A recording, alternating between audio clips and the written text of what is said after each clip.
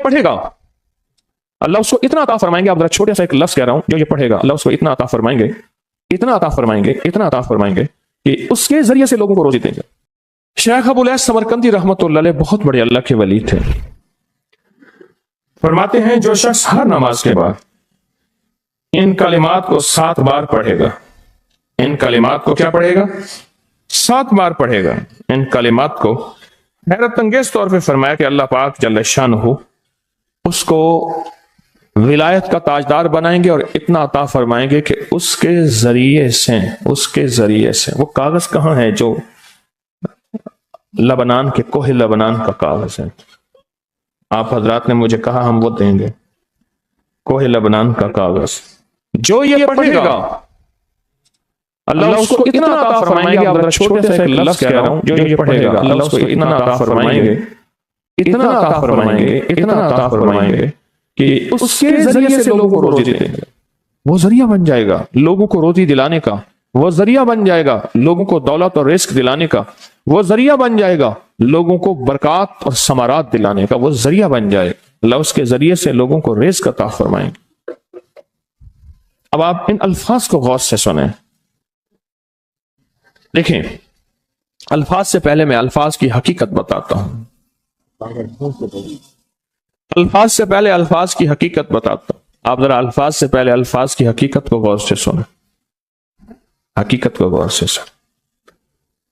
ये बस वालों के साथ आपने सफर किया होगा, ये अक्सर होटलों पे खड़े होते हैं। जब होटलों पे खड़े होते हैं, ड्राइवर और बस के अमले का खाना मुफ्त होता है। कुछ बंदे लाए हैं जो अपना फिक्र करता है, अगर वो बस वाला कहीं खड़ा करता, बस बंद कर देता और खुद खाना खाता, क्या मुफ्त देते?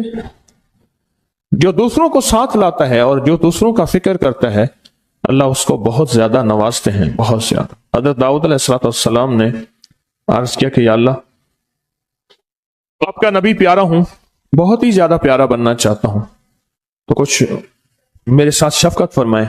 तो आपने फरमाया, दाऊद मेरे बंदों को मेरा महबूब बनाओ, मेरे बंदों को मेरे करीब करो, तो मेरे और प्यारे हो जाओगे। हजरत मूसा अलैहिस्सलाम ने अल्लाह से अर्ज किया कि या अल्लाह, तेरा प्यारा बनने के लिए, महबूब बनने के लिए कौन सा अमल है? तो आपने फरमाया, गैबाना लोगों के लिए दुआ करो, गैबाना लोगों के लिए दुआ करो। क्यों? मुंह पे दुआ खुशामद फिर भी बन सकती है, दिखावा फिर भी बन सकता है। जब गैबाना लोगों के लिए दुआ करोगे, फरमाया वो दुआ ऐसे होगी जो तुझे 3 चीजें दिलाएगी। एक, मेरा दोस्त बना देगी, और एक, जितना लोगों में रिस्क तकसीम होगा उतना सारा तुझे मिलेगा, उतना सारा तुझे मिलेगा। ये बंदा मालदार और तवंगर बन जाएगा।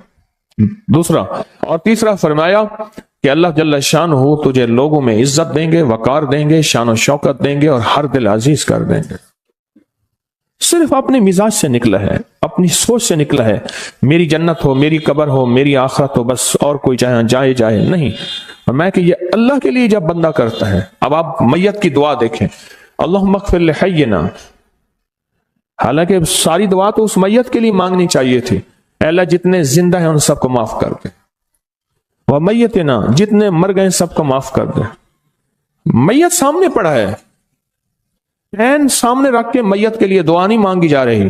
पहले सारे जिंदों के लिए ताकि उनका खात्मा ईमान पे हो, फिर मैयतों के लिए, वह शाहिरना जो मौजूद हैं, वह गायबना जो इस वक्त नजर नहीं आ रहे, गायब हैं, वह सगीरना वह छोटे हैं, वह कबीरना वह बड़े हैं, वह ज़करना वह मुज़क्कर हैं, वह उनसाना अल्लाह जो मुअन्नस हैं। ये दुआ मांग के फिर कहते हैं, अल्लाहुम्मा मन अहयैतहु मिन्ना फअहयिही अलल इस्लाम, अल्लाह जिंदगी गुजारना तो कमली वाली के गुलामी में, वमन तवफ़्फ़ैतहु मिन्ना फतवफ़्फ़हु अलल ईमान, अल्लाह अगर मौत हो तो ईमान की मौत दे दे। जो बंदा दूसरों के लिए मांगता है, जो बंदा दूसरों के लिए चाहता है, दूसरों के लिए चाहता। अभी कुछ अरसा पहले एक साहब हैं जो कुछ तावीज़ वगैरह पीर कुछ थोड़ा सा आमिल हैं, तो मुझे मिले, मुझसे कह लेंगे हमने सफर तो इकट्ठा शुरू किया था, सफर तो इकट्ठा शुरू किया था, और मुझसे कह लेंगे इतने आगे निकल गए, वजह? मैंने कहा फर्क इतना है, तूने छुपाया मैंने बताया, बस तूने छुपाया मैंने बताया। कह लेगा नहीं नहीं कोई और वजह है। اچھا میں پھر اسے باتیں اور چلتی رہیں چلتی رہیں چلتی رہیں چلتی رہیں چلتے چلتے میں نے اس سے میں نے کہا کہ سورت والضحیٰ کا عمل ہے تیرے پاس، اب تو پڑھتا ہے کام ہو جاتا ہے۔ ہنس پڑا، ہاتھ پہ ہاتھ مارا، کہنا ہاں ہے۔ میں نے کہا وہ بتا دو۔ بتاؤں گا، میں نے کہا بتا دو، فائدہ ہو جائے گا مجھے بھی۔ اچھا وہ پہلی بات وہ بھول گیا۔ میں نے کہا تو چھپاتا ہے، میں بتاتا ہوں۔ باتیں ہوتی رہیں لمبی باتوں کے بعد میں نے کہا سورت والضحیٰ کا عمل بتا۔ نہیں بتایا۔ میں نے کہا تجھ میں اور مجھ میں فرق یہی ہے، میں سورت یہی والضحیٰ کا عمل، میں نے کہا یہی ہے جس کے کاف میں 9 بار یا کری۔ میں کہا پتا ہے تو مجھ سے کیوں پوچھتا ہے؟ میں نے کہا تجھے یہ بتانا چاہتا تھا تو چھپاتا ہے، میں بتاتا۔ تو مدد اس کے مطابق آتی ہے۔ اللہ کو اپنی مخلوق اپنے بندے پسند ہیں، جو اپنے بندوں کو، اللہ کی بندوں کا راحت کو سوچتا ہے، جو اللہ کے بندوں کی اندر کے درد اور مشکلات اور مسائل کو سوچتا ہے، اللہ پہلے اس کا بھلا کر دیتا ہے۔ ہو بھلا کر بھلا، ہو بھلا سو بھلے کا بھلا، بھلا کر بھلے کی جگہ بھلا ہوگا۔ اب یہ جو دعا ہے، یہ جو دعا ہے جو میں آپ کو بتانے لگا ہوں، اب اس کے لفظوں پہ غور کریں۔ اللہم اغفر لامت محمد صلی اللہ علیہ وسلم۔ اے اللہ، اب حالانکہ آپ نے لیے پڑھ رہا ہے، اے اللہ ساری امت محمدیہ کو معاف کر دے۔ اللہم ارحم امت محمد، اے اللہ امت محمدیہ میں جتنے بھی ہیں سب پہ رحم فرما، رحمت فرما، مغفرت فرما۔ اللہم اصلح امت محمد، اے اللہ امت محمدیہ کی جتنے بھی مشکلات مسائل ہیں ان کی اصلاح کر دے، پریشانیاں دور کر دے۔ اللہم استر، اے اللہ ان کے پردے رکھ دے، امت محمدیہ کے پردے رکھ دے، امت محمدیہ کے پردے رکھ دے۔ اے اللہ کسی کے پردے نہ ہٹا، اے اللہ سب کی مغفرت فرما، اے اللہ پردے رکھ دے، پردے رکھ دے سب۔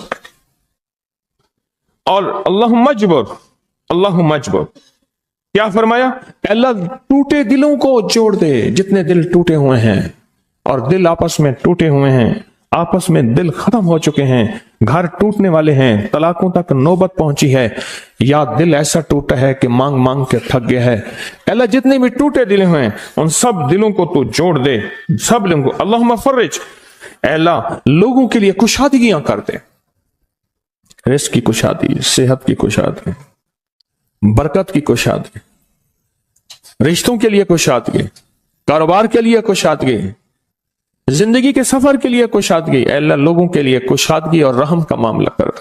اب آپ سوچیں اس ساری دعا میں ایک دفعہ بھی اپنے لیے مانگا؟ ایک درویش کے پاس ایک بندہ گیا، حضرت ولایت کا کوئی شارٹ کٹ بتائیں، بالکل آسان راستہ۔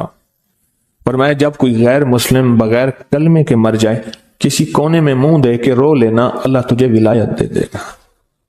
احساس، درد، غم، اللہ کو یہ پسند ہے، اور اللہ کے ہاں اس کی قیمت ہے، اور اللہ کی بارگاہ میں اس کی قیمت ہے۔ اس پورے کے پورے وظیفے میں آپ یہ دیکھ لیں ایک دفعہ بھی اپنے لیے نہیں مانگا گیا۔ اللہم اغفر لامت محمد، اللہم ارحم امت محمد، اللہم اصلح امت محمد، اللہم استر امت محمد، اللہم اجبر، اللہم فرج، اللہم منصر، اللہ سب کی مدد فرما۔ اللہم اغفر لے، اللہ سب کو معاف کر دے۔ ایک چیز بھی اپنے لیے ہی نہیں مانگی۔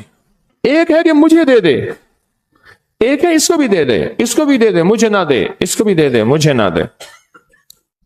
جو دوسروں کا فکر کرتا ہے، امت کے یہودی، عیسائی، ہندو، سکھ، نہ ماننے والے اور ماننے والے مسلمان، ان سب کا جو فکر کرتا ہے، اللہ اسے سب سے زیادہ بھی دیتا ہے، اللہ اسے جھکتا بھی دیتا ہے۔ یہ جو عمل ہے نا، یہ عمل عجب عمل ہے۔ یہ کاغذ جتنے پڑے ہیں دیکھیں کتنی تعداد میں ہیں جو مجھے دیے ہیں، یہ عمل ہے۔ امام جلیل یمنی یافعی فرماتے ہیں ہم چند دوست مل کر کوہ لبنان پر گئے تاکہ وہاں کے رہنے والے، سنا ہے کوہ لبنان میں وہاں عابد رہتے ہیں، زاہد رہتے ہیں، ابدال رہتے ہیں، شاید ہماری بھی کسی سے ملاقات ہو جائے۔ کہنے لگے ہم 3 دن تک مسلسل چلتے رہے، ہمیں کوئی ہستی نہ ملی۔ اسی دوران میں میرے پاؤں میں چوٹ لگ گئی اور میں چلنے سے عاجز ہو گیا۔